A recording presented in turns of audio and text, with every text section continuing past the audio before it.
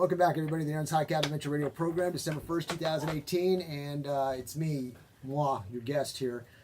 Ladies and gentlemen, the reason I don't have a guest today is I had all these articles I just wanted to go over. I wanted to get them out of my book, things that I thought this is crazy or interesting or what the WTF moments. So I'm going to do a little bit of this. I guess I'm going to start off with the most recent. Let's get this out of the newspaper. And I saw a couple articles. It's just showing how close things are to home and the type of people we have around us. And where is it? Here we go. I'm looking at Friday. I'm looking at Thursday's paper here, right? And in the paper, a couple of the headlines. A lack of remorse. Temple man sentenced to 15 years following conviction for possession of child porn. John Mark Johnson, 54 of Temple, was sentenced November 14th to 15 years in prison after he pleaded guilty to the possession of child pornography. The reason for the extended sentence was explained Tuesday to Johnson and his attorney during his sentencing continuation. It was that he recommended the longer term because this guy showed no remorse for what he did. Okay? So I guess if you're going to get locked away, the thing you need to do is show some remorse to cut down your time. But here we've got an individual, an older gentleman, 54, checking out child porn. Sick. Okay? If you know me, you know that don't fly with me when it comes to messing with children. Then, on Friday, former high school teacher charged with possession of child porn. A former Belton High School teacher who inadvertently showed pornography to students on a projector screen in his class is now charged with possession of child pornography, you idiot. What an idiot. I don't know what to say, man. You know, like I said earlier in the show, if you're into sex, that's cool, man. That's healthy under proper areas and with proper age and all that kind of stuff. But when you're an adult like this and you're looking at child porn, we got these people around us. I don't get it. It bugs me. I don't like it. Then I want to talk about a violent robbery. Charges against 3 Central Texas men detailed an affidavit. An arrest affidavit details what allegedly happened November 10th during a violent Belton robbery deliberately planned by 3 men. The victims of the reported robbery at the Country Square Apartments, a woman and her son said 2 Hispanic men walked up to the driver's window of her white Chrysler Town and Country minivan. One man with a prison-style tattoo asked to use the woman's phone to call his mother. The woman's son came downstairs and yelled at the man to leave his mother alone, which reportedly led to a second Hispanic man attacking the son. He allegedly threw an alcoholic drink in the son's face and punched him in the face many times with a closed fist. The man then yelled at the woman and told her to get out of the car or he'd kill her, according to the affidavit. One of the men reportedly showed the woman's son a black pistol underneath his shirt prior to the attack. The man didn't wait for the woman to get out of the car. Instead, he reached over, unbuckled her seat, and pulled her out. The 2 men jumped in the car and put the car quickly in reverse before leaving the parking lot. A third Hispanic man entered the car. You have people like this around you. When people say, I'm only going to carry my gun in certain places, ladies and gentlemen, those certain places are wherever you go. Wherever you go is that certain place. It's just a matter of time. It has nothing to do with location. It has to do with timing. So you don't know when the bad guy's going to strike. Since you don't know when the bad guy's going to strike, what does that do to you? That forces you to be ready all the time, right? And of course, we can't always be 100% on the mark, but heck, we can sure as heck be 95% on the mark. So you got people like this. You got perverts and you got bad people running around out of their cages, okay? Then I had another article here I wanted to read, I think. Okay, here we go. 2 more suspects in custody in organized crime case in Milam County, right in your backyard. It says here, 2 more Bell County residents were arrested and charged in connection with alleged organized criminal activity, and in one case, a home burglary in Milam County. These people are robbing dead people's homes. They have no concept of respect or anything like that. So you've got to watch out. You got perverts, you got criminals, you got thieves, and they're all in your backyard around you. It's not the timing. I'm sorry, it's not the location because it can happen anywhere. It's the timing. When's it going to happen to us? Hopefully it never does, but you never know, so you have to be ready. All right. Let's go to another article I saw here. This goes back to November 9th. Marine combat veteran kills 12 in rampage at bar. Remember that story? It goes, terrified patrons hurled bar stools through windows to escape or threw their bodies protectively on top of other friends as Marine combat veteran killed 12 people at a country music bar in attack and added thousands to the tragic roster of American cities traumatized by mass shootings. Dressed all in black with his hood pulled up, the gunman apparently took his own life as scores of police converged on the borderline bar and grill in Southern California. The motive for the rampage late Wednesday night was still under investigation. Now, listen to this. The killer, Ian David Long, 28, was a former machine gunner, an Afghanistan war veteran who was interviewed by police at his home last spring after an episode of agitated behavior that authorities were told might be post-traumatic stress disorder. But here's why I'm reading this. Get off my gun rights. Get off it. Just knock it off, okay? You've got a mental issue going on here. We need to address the mental aspect of people, not the hardware that they're using. There's plenty of laws, and it doesn't matter about the law. If you're a guy who's nuts or a criminal who doesn't care about the law, you're going to get a firearm. So the best way to secure yourself is to get a firearm. In a case of a situation like that, you can defend yourself. Instead of crying and whimpering in the corner, oh gosh, help me, do something. Next article. Headline reads, 1 in 10 children now have liver disease. The most common type of liver disease in kids is an epidemic you rarely hear about. It's usually not infectious and affects over 30 million Americans. The common disorder is called non-alcoholic fatty liver disorder, which affects about 1 in 10 children. I've seen over 1,000, this is by Dr. Stephen Ponder, by the way.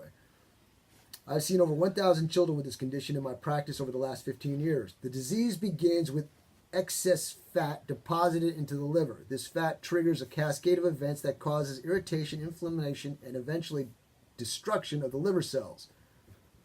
If it's not stopped, whatever I just told you the name of it was, scars the liver and becomes non-alcoholic something hepatitis, okay?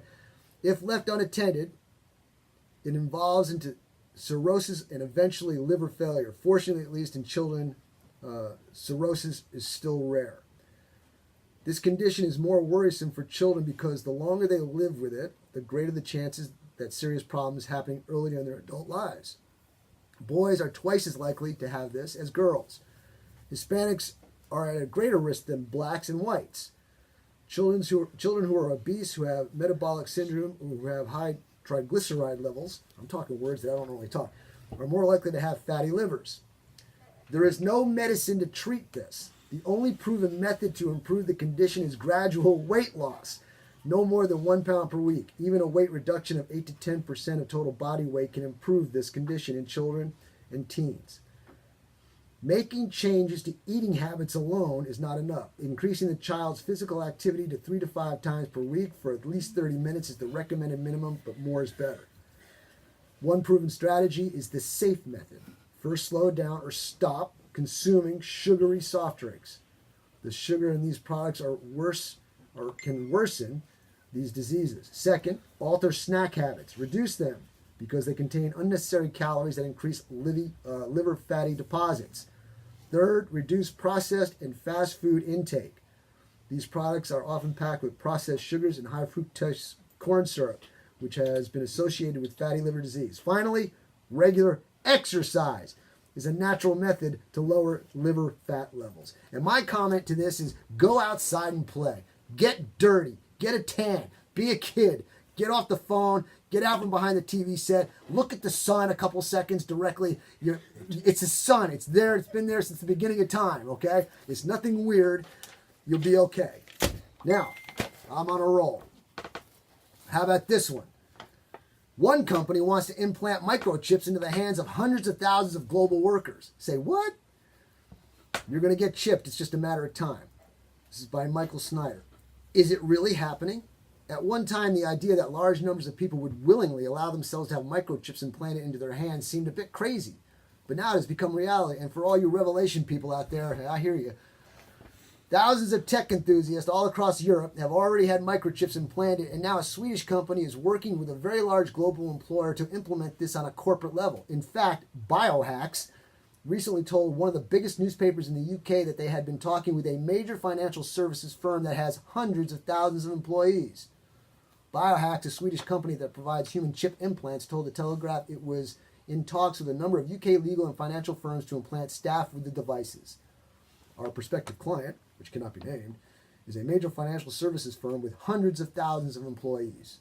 For security-obsessed corporations, this sort of technology can appear to have a lot of upside. If all your employees are chipped, you will always know where they are, and you will always know who has access to sensitive areas and sensitive information. According to the top officials from Biohacks, the procedure to implant the chip takes about 2 seconds and is usually implanted in the hand. Mark of the beast, thank you very much. A syringe is used to place the chip in an area between the thumb and the forefinger, according to the report. Austerlund said that the procedure is similar to ear piercing and takes about 2 seconds. The microchips operate via near-field communication technology similar to what is used by non-contact bank cards.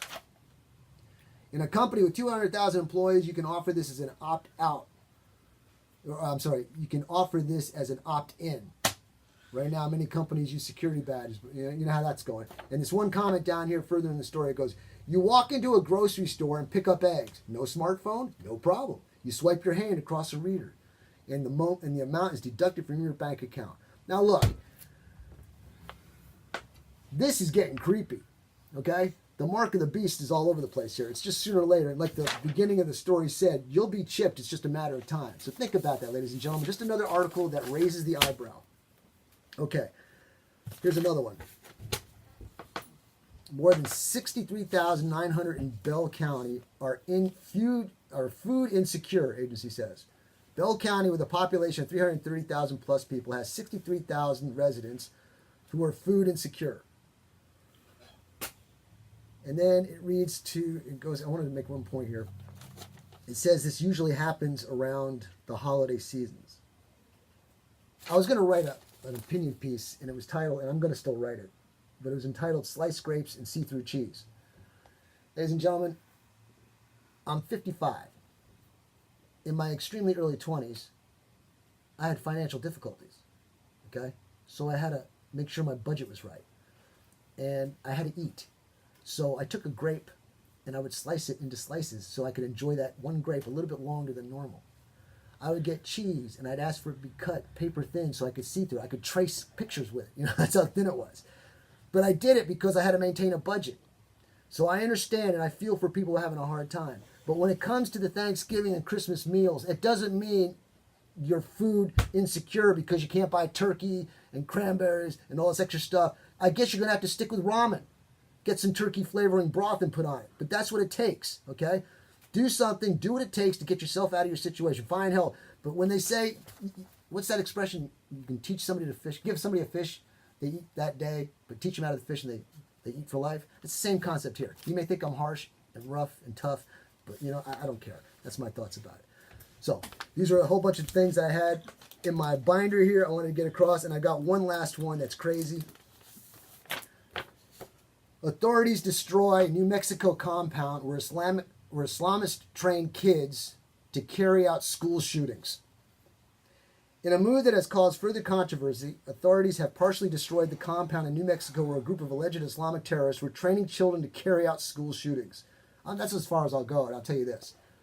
When you read an article like this, and you look at the picture, and you see what's going on, and then you find a dead body, a 3-year-old boy's body that's decaying there, and it belongs to one of the people there, and they only found it because they raided the place, it kind of makes you wonder. So you've got schools, I'm sure, all across this country that are teaching people to hate our way of life, are training kids to go do mass shootings. So you got to be on the alert. You got to be aware because stuff is going to happen. It's just a matter of time, and you have to be prepared. Okay, Luke, let's take a break. I need to take a breath and be able to breathe again. So when we come back on the other side, I'm going to have Master Cindy Key, owner of Central Texas Martial Arts Academy, going to show us some form of defense here on me, of course, and you get to benefit from it. So we'll see you on the other side.